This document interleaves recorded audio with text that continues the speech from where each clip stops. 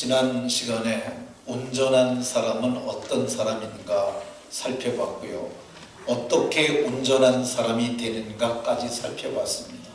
오늘은 온전한 사람이 하는 일, 온전한 사람이 받는 복, 오늘 이거 살펴보려고 합니다. 우리 옆 사람과 서로 인사하면서 이렇게 서로에게 복을 빌어줍니다. 온전한 사람이 되어 하나님 기뻐하시는 일을 함으로 복을 많이 받읍시다.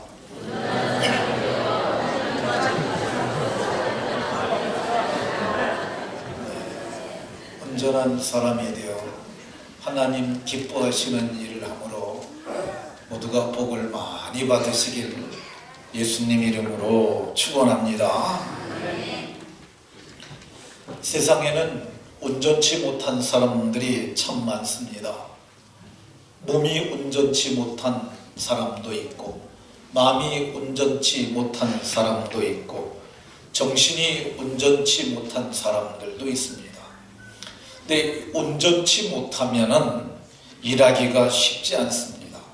온전해져야 합니다. 근데 사람이 온전해지는 방법은 교육과 훈련을 통해서 상당히 온전해질 수 있습니다. 지난 주일에 호산나 대학을 예를 들었습니다. 정신적 지체 장애가 있는 사람들이 호산나 대학이라고 하는 장애인 대학 과정을 통과하면서 요양보호사 자격시험에 합격을 했다고 프랭카드에 광고한 내용을 제가 말했습니다. 보통 사람들은 쉽지요. 요양보호사 되는 거 한 두어 달 교육받고 시험 보면은 되게 되는데, 이 사람들은 4년 동안 그걸 훈련해서 그거를 합격한다 그럽니다. 근데 교육은 어쨌든 그 사람으로 일을 맡을 수 있도록 자격을 주어지고 일을 할 수 있는 능력을 얻게 하는 것 볼 수 있습니다. 교회도 온전치 못한 분들이 꽤 많습니다. 믿음이 온전치 못한 사람들도 많고요. 사랑이 온전치 못한 사람들도 많고요. 하나님을 아는 지식에서도 온전치 못한 사람들이 꽤 많습니다.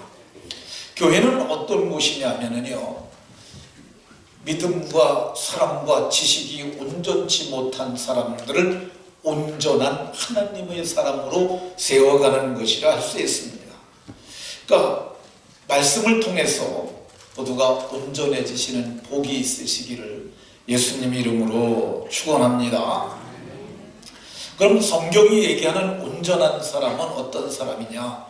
이 온전하다는 헬란말 텔레이오스라는 단어는 크게 두 가지를 얘기를 하는데, 하나는 이 흠이 없다는 의미에서 온전함, 제물로서의 온전함을 얘기를 하고요. 하나는 완전히 성장했다는 성숙한 존재로서의 온전함을 얘기를 합니다. 그러니까 사람이 이 흠이 없는 온전한 사람, 이게 하나님이 원하시는 하나님의 사람인데, 온전한 사람은 말에 실수가 없어야 온전한 사람이라고 성경에 야고보 3장 2절에 그렇게 말씀합니다. 두 번째, 온전한 사람은 온전한 믿음을 가져야 되는데, 이 온전한 믿음이 어떤 믿음이냐면요, 은혜의 보좌 앞에 담대히 나갈 수 있는 믿음이에요. 은혜의 보좌 앞에 담대히 나갈지어다, 이렇게 성경에 히브리서 4장 16절에 말씀합니다. 온전한 사람은 어떤 사람이냐? 사랑이 온전한 사람입니다. 사랑이 온전한 사람. 온전한 사랑을 받아야 온전한 사랑할 수 있는데, 지상의 사랑은 온전한 사랑은 사실 없어요. 그럼 온전한 사랑이 어떤 사랑이냐? 하나님의 아들 그리스도께서 우리를 위하여 자기 몸을 내어주신 이 사랑, 이게 마음에 부음받은 사람들, 이런 사람들, 사랑이 마음에 부어졌으니까 조금 찔끔 흘린 게 아니라 부어졌어요. 이런 사람들이 온전한 사람의 사람들이 되고요. 온전한 사람은 온전한 제사를 드릴 수 있는 사람이에요.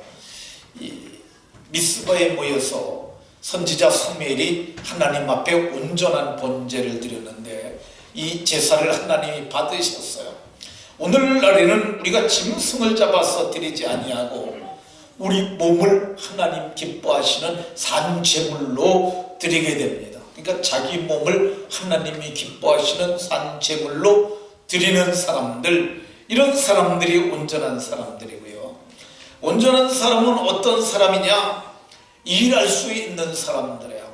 성경은 오늘 우리가 봉독한 본문 12절에서 성도를 온전케 하는 목적이 뭐냐? 봉사의 일을 하게 하기 위함이라고 이렇게 말하고 있습니다.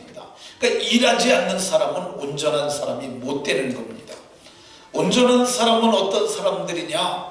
심지가 견고해서 하나님 말씀에 굳게 서서 좌로나 우로나 치우치지 아니하고 온갖 교훈의 풍조에 밀려 요동하지 않는 사람들, 이렇게 말했습니다. 그러면 우리가 어떻게 온전한 사람이 될까? 온전한 사람이 되려면은 우선 하나님의 생명이 우리 속에 들어와야 돼요. 생명이 피에 있는데 그 생명이 우리 속에 예수의 핏부림을 통해서 우리에게 들어오는 거예요. 이 생명 얻은 사람들이 엄마가 자식을 기르듯 이 하나님의 말씀으로 양육을 받아야 되고요.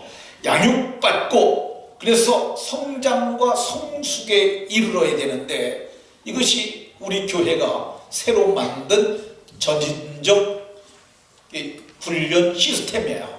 그러니까 전인적 생명의 기쁨반, 양육과 교제, 그 다음에 이제 치유와 회복, 그리고 성장, 성숙, 이 5단계의 과정을 통과하게 되면 우리가 온전한 사람으로, 아주 온전하지 못하지만 온전한 사람으로 온전한 사람을 이루어가게 되는 줄로 믿으시기 바랍니다.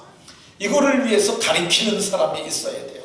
바울 사도는 예수님을 전파하고 각 사람을 권하고 각 사람을 가르쳐서 각 사람을 흠없는 자로 세우는 것을 목적으로 삼고 사역을 했어요.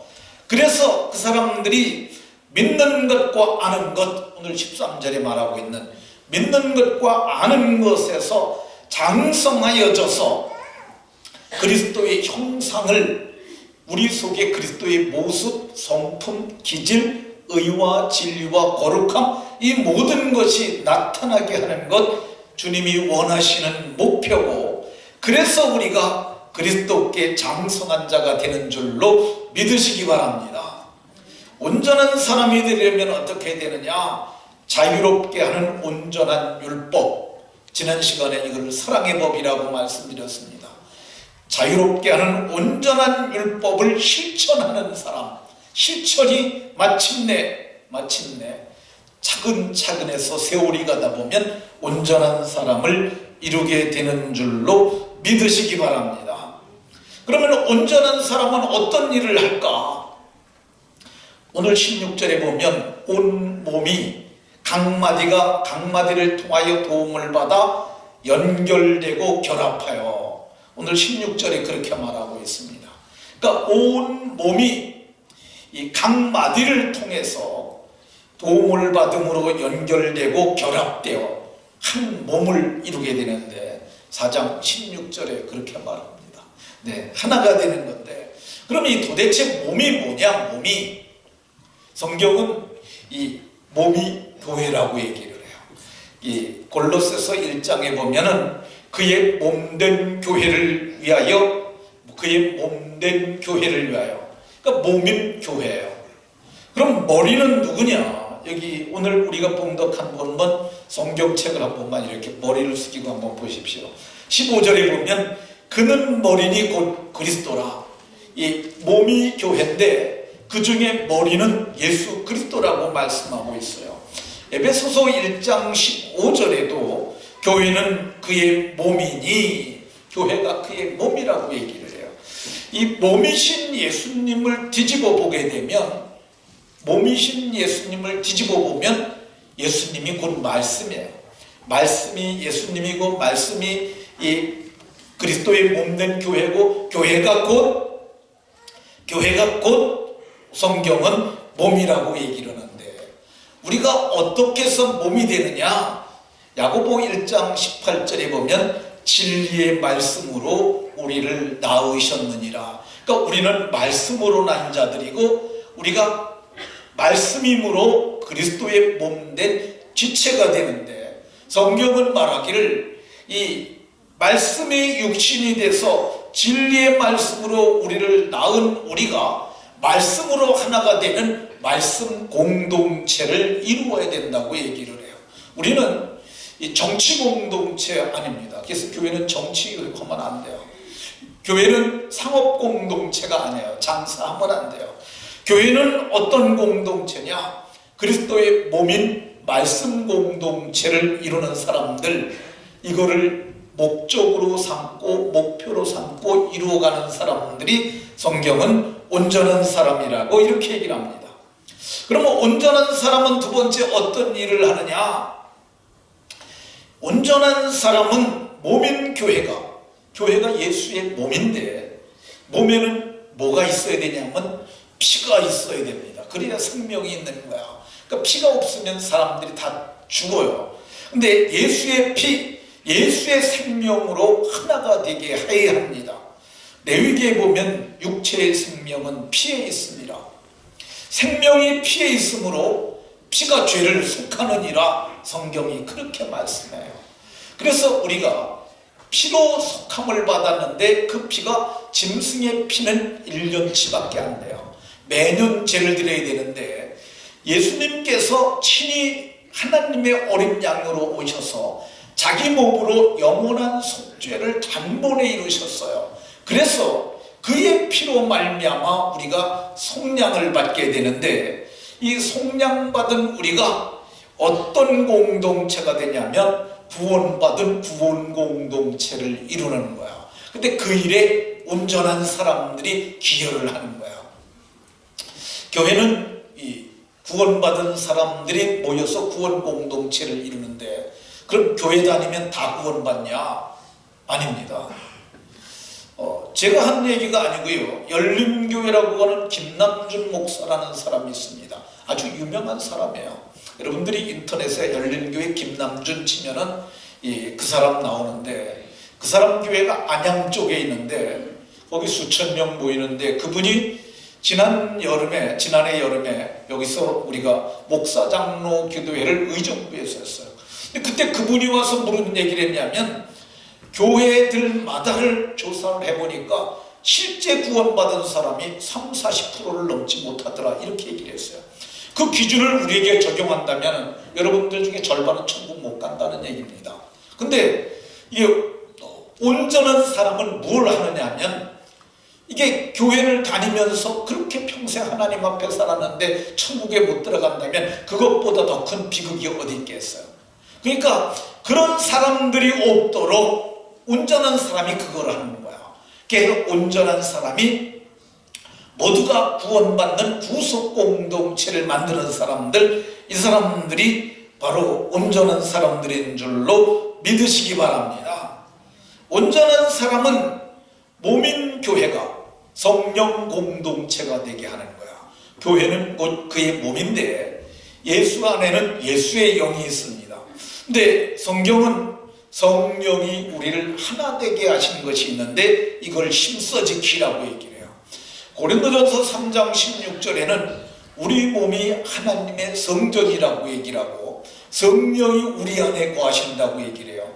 모든 사람 안에 성령이 거하게 되면 성령으로 우리가 하나 되게 되는데, 이거를 힘써 지키라고 얘기를 하고 이걸 만들어가는 사람, 이게 온전한 사람이라고 얘기를 하고 있어요. 교회는 민주공동체가 아닙니다. 왜 교회가 민주공동체가 아니냐면요, 교회는 세속법에 의해서 움직이는 공동체가 아니라 그렇습니다. 교회는 성령 공동체예요. 이 민주주의에는 여당과 야당이 있어야 균형과 조화를 이루게 됩니다. 근데 교회에서 여당과 야당이 있으면 안 돼. 교회는 하나가 돼야 돼. 하나. 어떻게 하나가 되느냐? 성령의 띠로 우리를 묶고 우리 안에 계신 성령이 하나 되게 하신 것을 힘써 지킴으로 하나가 되게 하는 사람들, 이게 온전한 하나님의 사람들인 줄로 믿으시기 바랍니다. 온전한 사람들이 어떤 일을 할까? 온전한 사람들은 교회가 사랑 안에서 하나가 되게 하래요. 16절에 보면 사랑 안에서 연결되고 결합되게 하는데 사랑이 띠로 묶어버리는 거예요. 사랑으로 하나게 되게 하는 것, 이게 온전한 사람이에요. 아까 온전한 사람은 그리스도의 사랑을 경험한 사람들이라고 그랬잖아요. 사랑이 마음에 부어진 사람, 이 사랑이 있는 사람들이 마침내 공동체를 사랑으로 이끌고 갈 수 있어요. 근데 그 사랑이 말로만 하는 사랑, 혀로만 사랑이 하는 사랑이 아니라 행함과 진실함으로 하는 사랑이라고 요한 사도가 우리에게 가르쳐줬어요. 행함과 진실한 사랑, 이 사랑이 교회 안에 있을 때 우리는 사랑으로 하나 되는 사랑 공동체가 되는 줄로 믿으시기 바랍니다. 이 사랑을 몸소 실천하신 아주 전설적인 인물이 있는데 그분의 일화를 제가 하나 말씀드리도록 하겠습니다. 그분이 이제 모든 걸 다 버리고 주를 쫓기로 그가 작은 집을 짓고 그곳에서 수도원처럼 생각하며 수도 생활을 했었어요. 그러던 어느 날이었는데 눈이 내리는 겨울밤이었는데 자기가 옷을 벗고 침대에 누웠는데 문을 두들기는 거야. 누군가 하고 생각이 들었는데 옷을 벗고 누웠으니까 일어나기 싫잖아요. 그래서 그냥 안 일어나고 버텼는데 계속 문을 두들기는 거야. 그래서 마지못해서 일어나서 눈을 빼끔히 열고 쳐다봤더니 행색이 아주 초라한 한 사람이 거기 서서 떨면서 말하길, 너무 추워요. 나 좀 쉬었다 갈 수 있으면 안 되겠느냐고. 근데 그 모습을 보면서 거기 있으라고 그럴 수가 없어서 들어오시라고 했습니다. 근데 들어와서 문을 털어주고 들어왔는데 식탁에 앉아가지고 먹을 게 있으면 좀 주실 수 있느냐고 그랬어요. 근데 먹을 게 내일 아침에 먹으려고 구워놓은 빵밖에 없었어요. 빵을 줬더니 그거를 개걸스럽게 다 먹어치우는 거야. 그러니까 내일 아침에 먹을 양식이 없어졌잖아요. 근데 그 사람이 그러는 거예요. 바깥에 눈도 없고 갈 데도 없고 그런데 나 여기서 좀 재워주면 안 되냐고. 그래서 침대를 쳐다보고 있는 거예요. 근데 침대가 하나밖에 없었어요. 근데 그 사람이 좀 재워주면 안 되겠느냐. 그 침대를 자라고 그랬어. 자기가 바닥에서 자겠다고. 바닥에 내려가서 잠을 자고 있는데 그 사람이 또 부르는 거예요. 혼자 자니까 너무 추운데 나를 좀 같은 침대로 들어와서 좀 끌어안고 자줄 수는 없겠느냐고. 그래서 많이 망설이다가 그 사람이 행색도 초라했을 뿐만 냄새가 너무 많이 나는 거야. 근데 그 사람이 그렇게 얘기를 하니까 내가 예수님을 믿는 사람인데 원하는 대로 해주자 그래갖고 그 침대에 들어가서 그를 끌어안고 잠을 자게 됐는데 얼마나 냄새가 나는지 코를 옆으로 돌리고 그렇게 잠이 들었어요.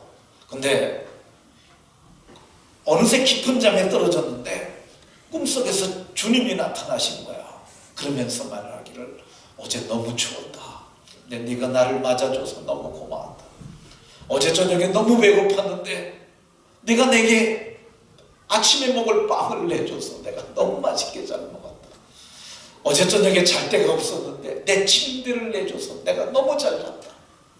내 침대에서 자는데 추웠는데 네가 와서 나를 끌어안고 자서 너무너무 잘 잤다고 말씀하시는 거예요. 근데 그 말을 듣는 그 순간 어제 오셨던 분이 당 주님이셨군요. 근데 그러면서 눈을 떴는데 보니까 그분의 몸에서 고름이나 썩은 냄새 같은 게 많이 났는데 그게 다 향기로 변해 있었어요. 그래가지고 주님이 어젯밤에 내게 왔었구나 라고 생각하고 그렇게 주님을 평생 섬길 사람이 있는데 그 사람이 유명한 프란체스카라고 하는 사람입니다. 우리 속에 예수님의 사랑이 있을 때 교회는 사랑으로 하나가 되는 줄로 믿으시기 바랍니다. 온전한 사람은 오늘 성경을 보면 각 지체의 분량대로 역사하여 머리는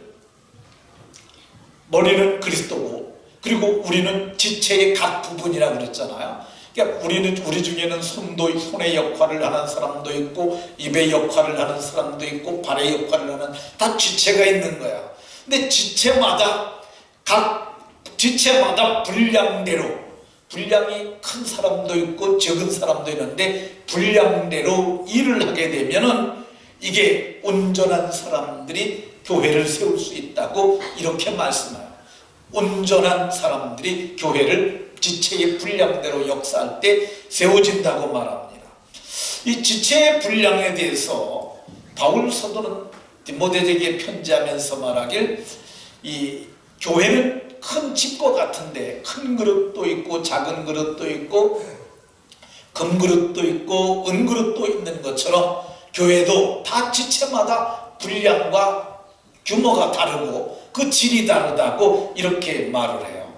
그러면 금그릇은 좋고 은그릇은 나쁘냐? 그게 거기서 말하는 건 그게 아니에요. 누구든지 자기를 깨끗하게 하면 주님의 손에 붙잡혀 쓰인다고 말을 해요. 그러니까 금그릇이나 은그릇이나 아니면 질그릇이랄지라도 이게 지체의 각 부분으로 맡은 일을 하는 것이 중요하다고 성경은 말씀하고 있습니다. 우리가 달란트 비유라는 것을 압니다. 마태복음 25장에 나오는 달란트의 비유인데, 이 어떤 사람이 외국을 가면서 어떤 사람에게는 1달란트, 어떤 사람에게는 2달란트, 어떤 사람에게는 5달란트를 주고 갑니다. 근데 이 달란트는 금을 다는 단위예요. 금을 다는 단위. 그러니까 1달란트는 금 34kg를 의미합니다. 이게 오늘날 우리 돈으로 얘기하면 약 한 30억 가까이 될 겁니다. 1달란트가. 근데 한 사람에게는 2달란트를 주고 한 사람에게는 5달란트를 줬어요. 분량대로 맡긴 거죠. 근데 5달란트 맡은 자가 장사를 해서 5달란트를 더 남겼어요. 주인이 왔을 때 내게 5달란트를 주셨는데 내가 5달란트를 남겼나이다. 그때 주인이 뭐라 그럽니까?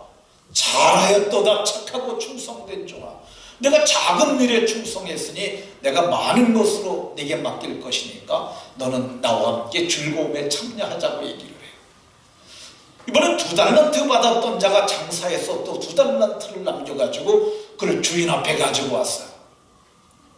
벌써서 내게 2달란트 주셨는데 내가 2달란트를 더 남겨서 4달란트가 되었습니다. 그때 주인이 뭐라 그러냐면, 잘했다 착하고 충성된 종아, 내가 작은 일에 충성하였으면 내가 많은 것으로 네게 맡길 테니까 너는 나와 함께 즐거워하자고 이렇게 말씀합니다. 그러니까 5달란트 맡은 자도 잘했다고 그러셨고 2달란트 맡았던 자도 잘했다고 그랬어요. 분량대로 맡겨진 일을 잘하는 것이 중요하지 크고 많은 것이 중요한 것이 아니라는 것을 보여줍니다. 그러니까 온전한 사람은 내게 맡겨진 일을 잘하는 거야. 지난 주간에 제가 얘기했잖아요. 우리 교회 화장실에 휴지를 잘 갖다 놓으시는 분이 있다고.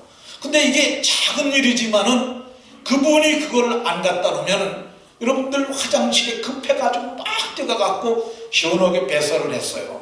근데 휴지가 없는 거야. 이거 얼마나 당혹해요. 근데 그걸 누가 지금 역사하고 있느냐?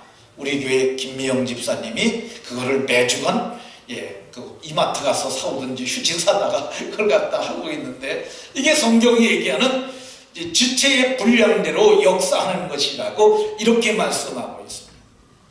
모두가 온전한 사람들은 맡은 일을 잘 감당하는 사람들인 줄로 믿으시고 맡겨진 일을 잘 감당하시길 예수님 이름으로 축원합니다.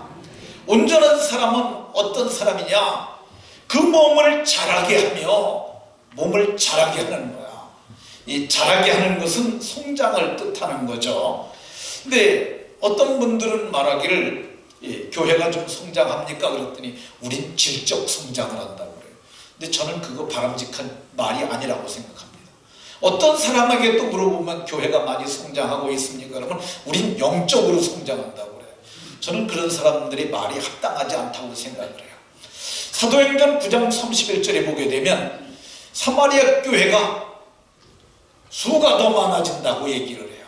성령의 위로로 진행하여 그 수가 더 많아집니다. 교회는 수가 수적 증거가 이루어져야 돼요. 마태복음 13장에 보게 되면 천국 비유가 7개가 나옵니다.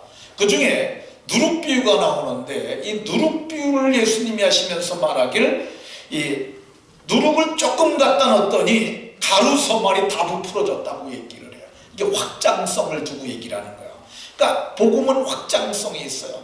내가 예수님을 딱 맞아들이게 되면, 말씀을 받게 되면 내가 처음에는 예수님 말씀을대로 잘 안 살다가 점점 해서 내 인생 전체가 말씀대로 살아가고 내 가족이 그렇게 됩니다. 이게 확장성이에요. 또 예수님께서 이 겨자씨 비유를 들어서 말씀하셨어요. 이 겨자씨는 지극히 작은 것인데 그 씨가 얼마만큼 작냐 하면은요, 이게 바람이 불면 날아갑니다. 제가 아는 목사님이 어느 날 저를 방문했는데, 시골 교회에 있을 때요. 근데 그분이 이스라엘 갔다 왔다 그러면서 이 성경책 선물을 주겠다고 그러더니 성경책을 좀 갖고 오래요. 성경책을 갖고 왔더니 거기다가 이게 뭘 하나 이렇게 꺼내 갖고 놓더라고요. 이게 뭡니까? 그러고서 했는데 그 숨결이 그게 날아가 버렸어요. 그게 겨자씨예요. 그분이 그래요. 목사는 이스라엘 가게 되면 겨자씨 한 대빵만 사오게 되면 교인들에게 선물 다 나눠줘도 된다고. 이 스카치 테이프 한 토막씩 해서 거기다 붙여가지고 성경책에다 붙여놓으라 그러는데 그렇게 작은 거예요. 근데 그렇게 작은 것이지만은 나중에는 나무가 되고 이것이 새들이 깃들인다고 얘기를 해요. 이게 성장을 얘기해 주는 거야. 성장. 하나님 나라는 성장하게 되어 있어요. 교회가 안 된다고 말하는 사람들은 말씀을 믿고 실천하지 않아서 그렇지 교회는 안 될 수가 없어요. 교회는 반드시 성장해야 되는데 저는 교회가 균형 있게 성장해야 된다, 저는 그렇게 생각을 해요. 그 중에 균형 중에 하나가 노인과 중년과 소년, 이 모든 것이 균형 있게 해야지. 어느 교회 가게 되면 노인만 많은 교회가 있어요.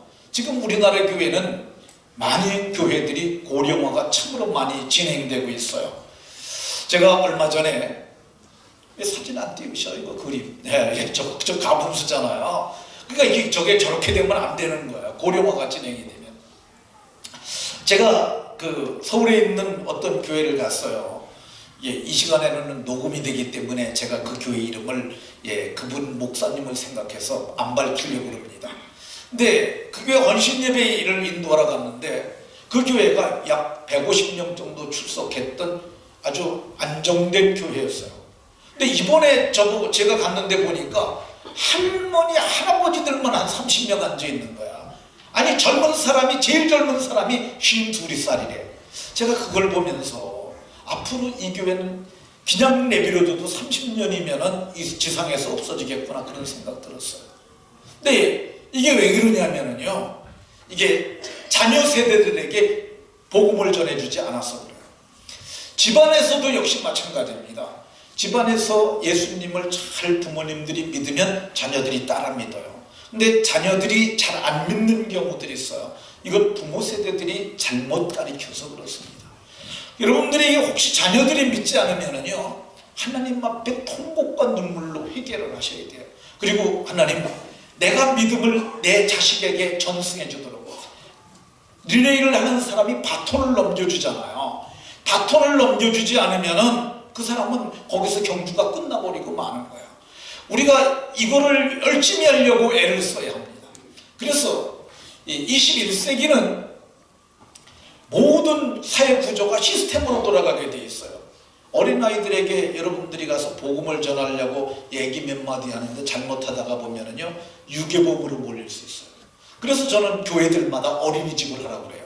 근데 사람들이 어린이집 하라고 그러면 했던 분들도 그래요. 아유, 그거 남는 것도 없고 그냥 고생만 하고, 아유, 그냥 귀찮아서 우리 그만뒀다고. 하나님 나라의 일이 어떻게 돈을 남기기 위해서 하는 겁니까? 요즘엔 어린이집 해갖고 진짜로 남지가 않아요. 그러니까 많은 사람들이 뭘 좀 남기려고 생각해서 하는 거야. 그러면 안 되고, 우리는 남기는데 뭘 남기냐? 돈을 남기는 게 아니라 사람을 남겨야 합니다. 근데 이거를 해야지, 이거를 하지 않으면은 그 교회가 주님 오시는 그날까지 존재할 수가 없어요. 제가 시골교회에 있을 때도 일을 많이 했습니다. 우리 교회도 그렇잖아요. 매년 작년에 저거 짓고 금년에 또 이번에 이거 하고, 우리는 거의 매년 토목공사, 뭐 건축공사 이런 걸 해요. 근데 하다 보면 여러분들이 뭐 돈도 내라고 그럴 수 있어요. 여러분들이 좀 마음에 부담될 수도 있어요. 근데 제가 여기서만 그런 게 아니라 시골에서도 그랬어요.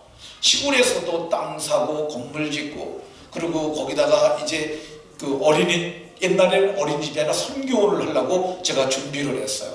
놀이터를 제가 정말, 놀이터가 그래도 외부로 보이는 상징적인 거잖아요. 그래서 놀이터를 통나무를 사다가 제가 그거를 한 2달 정도 해갖고 교인들하고 그걸 만들었어요. 근데 사람들이 많이 힘들었던 거예요. 목사님 너무 힘들어요. 목사님, 제가 가는데, 제가 사임을 할 때 그때 얘기를 해요. 목사님 때문에 많이 힘들었는데 이제 목사님 가면 우리 편안해질 거야 같아요. 그러면서 목사님 이제 개척하시면 마음대로 가서 마음껏 하십시오. 그런 얘기를 어떤 여집사가 저한테 나오면서 가는데 그 얘기를 하고, 목사님 가서 많이 하시라고, 마음껏 하시라고. 그래서 저는 사임하고 왔어요. 근데 그 교회는 진짜 아무것도 안 하는 목사님이 왔어요. 그 목사님은 자기를 위하여 사택 마련하고, 자기를 위하여 뭐 그런 것만 하고, 제가 건축하려고 교육관 지려고 해놨던 돈 가지고 울타리만 하고 말았더라고요. 제가 마지막에 사임하면서 그 교회 작정했던 작정 헌금이 있어요. 제가 그 교회 작정한 거니까 그 교회에다 헌금해야 한다고 헌금하고 왔는데, 그거 가지고 저는 집을 질 수 있는데 그 사람은 울타리를 하고 말았더라고요. 정말 많이 속상했어요. 근데 최근에 제가 만나봤어요. 최근에 그 교회 장로님을 만났는데 제가 물었습니다. 요즘 주일학교 어떻게 해요? 그랬더니 목사님 주일학교 없어졌어요 그러더라고요. 제가 있을 때 한 30명 모였었는데 주일학교 없어졌다는 거예요. 그 주일학교 없으니 다음 세대가 있겠어요? 그 교회도 이제 어른들 단만 빼먹으면 그 교회도 끝난다고 봐야 돼요. 이렇게 하지 않으려면 어떻게 해야 되느냐? 우리가 몸된 교회를 자라게 해야 돼요. 그 몸을 자라게 하며 16절에 그렇게 말씀하잖아요. 그러니까 온전한 사람들은 교회를 자라게 해야 되는 줄로 믿으시기 바랍니다. 우리가 좀 힘들고 그럴지라도 이거를 해야 그래도 사람 사는 것 같잖아요. 뭣도 짓고 자꾸 그런 걸 해야 그래야 되지 않습니까? 그러면 이렇게 온전한 사람이 받을 복이 뭐겠습니까? 성경은 자유롭게 하는 온전한 율법을 실천한 사람들이 온전한 사람들이기 때문에 이 온전한 사람들에게 하나님께서 행하는 일에 복을 주신다고 얘기를 해요. 마음속에 생각, 계획, 경영을 이루게 해주시는 거죠. 그러니까 하나님이 보시고 제가 내 나라를 위해서, 몸된 교회를 위해서 저렇게 했으니 내가 저에게 행하는 일에 복을 주리라. 그래서 현세에서 100배의 복을 받고 내세에서는 영생을 약속해주고 있는 걸 볼 수 있습니다. 온전한 사람이 어떤 복? 온전한 상을 받는다고 얘기를 해요. 온전한 상. 이 온전한 상은 이 보아스가 룻이라는 이방 여인에게 했던 복을 빌어준 말이에요.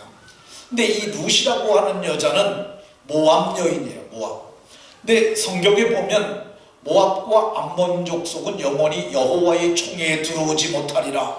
하나님이 말씀으로 담벼락을 쳐놓은 거예요. 모압과 암몬 족속은 저주받은 족속이기 때문에 여호와의 총회에 못 들어온다고 그랬는데 그 여자가 믿음을 가졌어요.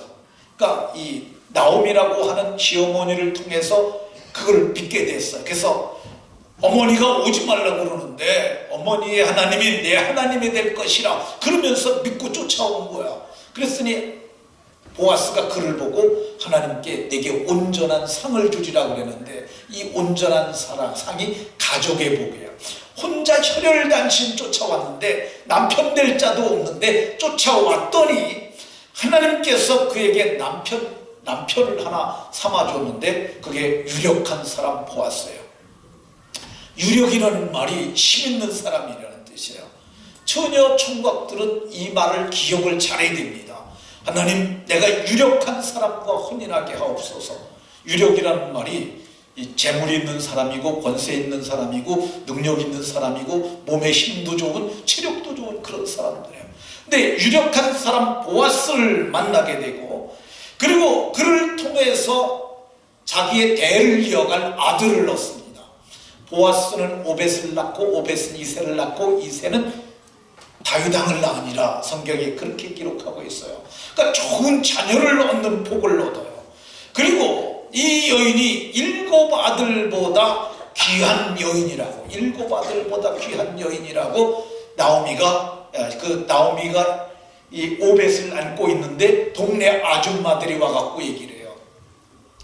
이거는 내게 7 아들보다 더 귀한 자부가 낳은 아들이라고 이렇게 말을 하므로 그 여인이 7 아들보다 더 귀한 상을 받고, 그리고 이 여인이 나중에 노년의 봉양자를 얻고 생명의 회복자를 얻어 복을 누렸던 것을 볼 수가 있습니다. 온전한 사람들에게 하나님께서 주시는 복이 있는데 온전한 선물을 주세요. 온전한 선물이 어떤 거냐? 구원이 여호와께서 주시는 선물이라고 얘기를 해요. 너희가 구원을 받았는데 이것은 하나님께서 너에게 주시는 하나님의 선물이라고 얘기를 해요. 그러니까 이게 온전한 사람은 내가 구원받는 복을 얻고 내 가족이 구원을 받아요. 그리고 내 가족 다음 세대까지 바톤을 넘겨주는 신앙의 전승자가 되는 복을 받습니다. 한 걸음 더 나가서 온전한 선물을 받는데, 온전한 선물이 빛들의 아버지께로부터 내려오는 각양 좋은 은사라고 얘기를 해요. 하나님께서 은사를 주십니다. 은사뿐만 아니라 하나님께서 우리에게 어떤 복을 주시냐? 부요의 복을 주셔요. 어떤 부요의 복을 주시냐? 믿음에 부요하게 하시고, 지혜에 부요하게 하시고, 물질에도 부요하게 하십니다. 예수님 믿는 사람들이 믿음으로 잘 살게 되면 하나님께서 하늘의 문을 여시고 부어주신다고 말씀하셨어요. 이 말을 여러분들이 믿으세요. 그리고 말씀을 붙잡으세요. 그리고 하나님 이 약속을 지켜주십시오. 그러면 하나님께서 반드시 부어주시는 복을 현세와 내세에서 받고 누리게 될 줄로 믿으시기 바랍니다. 모두가 온전한 사람이 되는 복이 모두에게 있으시길 예수님 이름으로 축원합니다.